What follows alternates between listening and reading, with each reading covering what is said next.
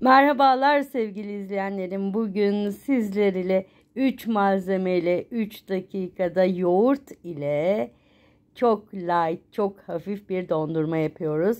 Diyet yapanların da rahatlıkla tüketebileceği bir dondurma tarifi. Tarifimiz için bir adet muzumuzu dilimliyoruz ve donduruyoruz. Dondurduğumuz muzumuzu bir mutfak robotumuza alıyoruz. Üzerine 1 yemek kaşığı yoğurt, 1 yemek kaşığı kakao ve 1 yemek kaşığı bal ilave ediyoruz. Bal opsiyonel, istersek ilave etmeyebiliriz de ama güzel bir lezzet veriyor.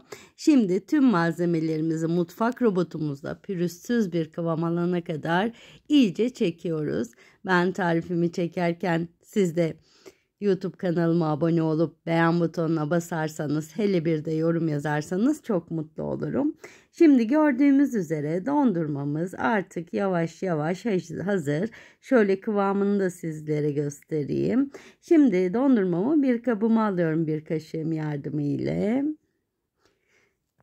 Bu dondurma tarifimizi emin olun büyük, küçük, diyet yapan herkes çok sevecek. Hem çok pratik, hem evdeki malzemelerle, hem de çok lezzetli. Şimdi dondurmamın üzerini şöyle bir kaşığım yardımıyla düzeltiyorum ve artık buzluğa kaldırma zamanı. Dondurmamızın üzerini kapatarak en az 2 saat buzlukta donduruyoruz. Gördüğünüz üzere dondurmamız dondu. Şimdi oda sıcaklığına gelene kadar birazcık dondurmamı bekleteceğim rahat çıkması için ve bir kaşığım yardımıyla artık dondurma kaseme alıyorum. Dondurmamı şöyle tekrar kıvamını sizlere göstermek istiyorum.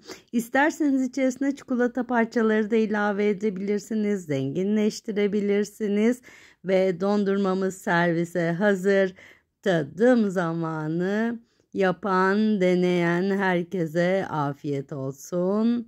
Sevgiyle kalın. Hoşça kalın.